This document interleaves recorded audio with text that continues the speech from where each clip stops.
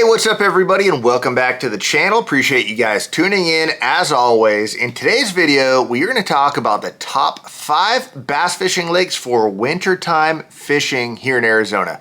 You know, I did a top 5 lakes in general, and then I did a top 5 spring lakes. So now we're into the wintertime, and I want to talk about the lakes that are really good this time of year, and I'll also mention the ones that I think are really tough that I personally try to stay away from in the wintertime until things warm up. So as always, just a couple quick housekeeping items before we go any further. I want to let you guys know that I started a brand new channel with my buddy Drew Gibson, who is a professional disc golf player, but this is all about fishing.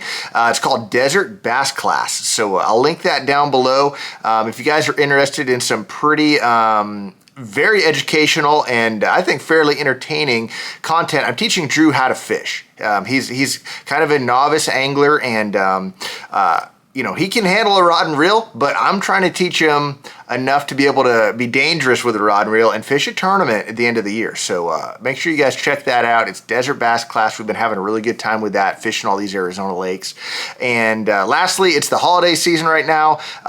This video is going to go on for a while. You know, I'm sure it'll be on YouTube for a while, but it is right now late November 2025, and there's some big time sales right now with my sponsors Berkeley and Abu Garcia, up to 50% off of their products for the holidays. So I'll leave a link down below for that as well, and a code on how you guys can take advantage of that. So appreciate you guys sticking through me with that stuff I got to do to be able to do this channel and fish for a living. So let's get into it. I'll start with 5 and we'll work to number 1. Number 5, Apache Lake. Now this is in the summer. If I did a summertime video, this one might be number 1, and a summertime video is coming. But Apache in the wintertime, number 5. And we're talking Arizona, we're talking the bigger lakes. There might be a small pond or something that I don't know about that's great, but this list is out of the Arizona lakes that I'm very familiar with. Apache's number 5. It's got a 99% largemouth population, probably 1% smallmouth right now. There are very few smallmouth. Now, this lake used to be a great smallmouth lake, and smallmouth bite all winter long. Right now, Game and Fish and some local organizations are working on efforts to put more smallmouth in there. If and when those smallmouth take hold, this lake will shoot up this list as far as the best wintertime lakes here in Arizona. But right now, it's at number 5. These fish have some Florida strain DNA. Again, I'm not a biologist. I couldn't tell you how much, you know, Florida versus Northern, but in my opinion, they act pretty Florida strain. They act like very, very Florida strain fish. And the Florida strain fish definitely prefer warm water. They bite great in the summer, and they're a little bit trickier in the wintertime. The only reason this lake has even made the top 5 is just the sheer amount of fish that it has in it.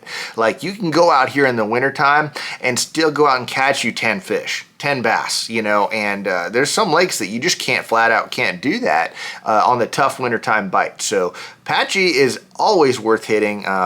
You know, and again, it'll be really worth hitting once those, you know, smallmouth start to take hold again. But for right now, number 5, if you are headed out there in the wintertime, give you guys a couple tips. Hard baits, if you're going to try to throw reaction like a jerk bait or a crankbait, jigging spoons, those are great ways to catch those fish. Of course, a jig and a drop shot when you need to slow down. But those are pretty much the 5 things you need out there in the wintertime. Crankbait, jerk bait, some type of jigging spoon, jig, drop shot. Keep it at that. Keep it simple. You know, if you get a little bit of a breeze, throw that reaction stuff. Throw it early in the morning. But later in the day, you're going to want a spoon. You're going to want a drop shot unless you get that breeze.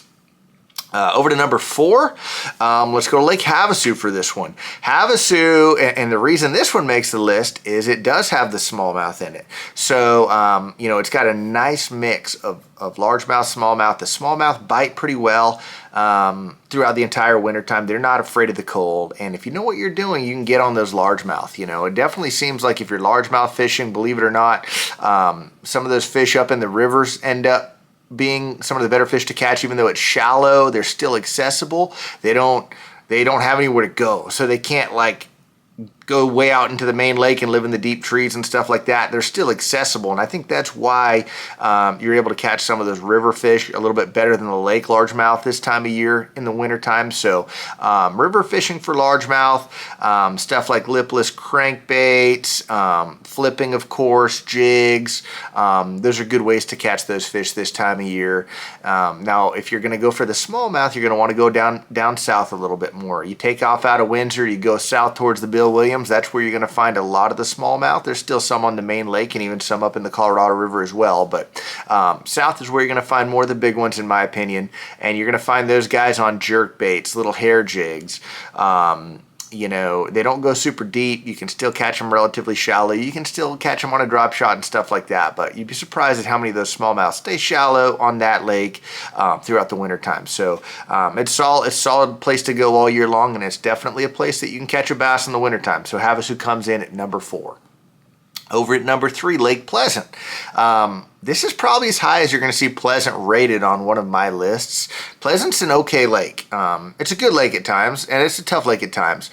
The wintertime, Pleasant shines for multiple reasons. One, it has a lot of main lake deep structure. If you like to fish that way, if you like to drop shot and throw a jig and a jigging spoon, and you know how to read your electronics, you can do that on Pleasant. There's a lot of fish that get on crawfish and live on those main lake rock piles and humps down in the channels.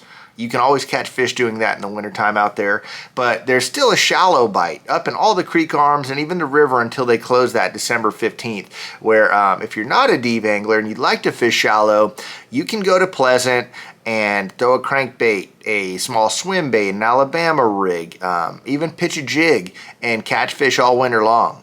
You've also got the stripers and whites. They school up big time, and you get the right day. I've seen them. I've literally seen them boiling on bait fish in December out there, which is not something you see on many lakes very often. Look for the birds, look for the bait, and you can find shallow fish on Pleasant this time of year, which is pretty cool. It's definitely, to me, early in the morning and then again late in the afternoon and evening. I love doing afternoon and evening trips out at Lake Pleasant. So it's a good time. If you're not an early bird and you don't like the cold, nothing wrong with launching your boat at 1 or 2 o'clock and fishing the evening on Pleasant this time of year. Okay, up to number 2, we're going to go to Bartlett Lake. Bartlett Lake is not the world's best lake for catching big fish, but in the wintertime, it's one of the best bets in Arizona to catch numbers. The fish are usually biting out there.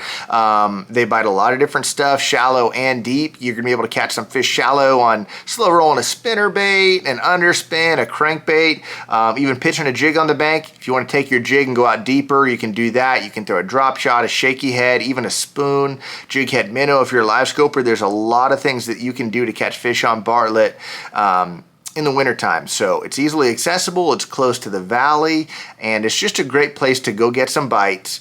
You know, that's the thing. In Arizona, we're able to fish all year long. There's no ice fishing. You fish all year, and Bartlett's an awesome place to go do that. So that's number 2. And number 1, it's been number 1 on some of my other lists before. This is the lake that I do the majority of my guide trips at, and the reason for it is it's got great numbers, good quality, and lots of diversity, and they bite all year long, and that's still Roosevelt Lake.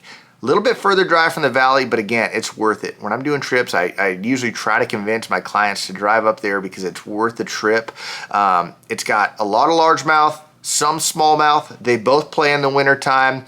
You've got some shallow brush. People can catch them, you know, up shallow on a jig, a spinnerbait, you know, crankbait, just like the other lakes, but the deep bite gets really, really good. There's tons of good offshore structure, Carolina rig, jig, drop shot, spoon bite's good out there. There's a lot that you can do on that lake, and they bite all year. So, you know, they definitely put some Florida strain into Roosevelt a few years ago, 10 years ago or so, and there's some of that that's taken hold, but there's enough northern strain DNA in that lake that they continue to bite all winter long. January is probably the toughest month on all of our lakes throughout the course of the year, but there's still fish to be caught even in January at Roosevelt. I've had plenty of good numbers days and good quality days. January, December is a phenomenal month. And then once you get into February, you're already talking about spring a little bit. But that's my list. Tell me down below if you agree, disagree. That's the thing about rankings and lists. I'm sure everyone's got different opinions, so I'd like to hear what you guys think. And again, appreciate you guys watching the video. If you're interested in a guide trip, link down below on how you can find me. Thank you guys.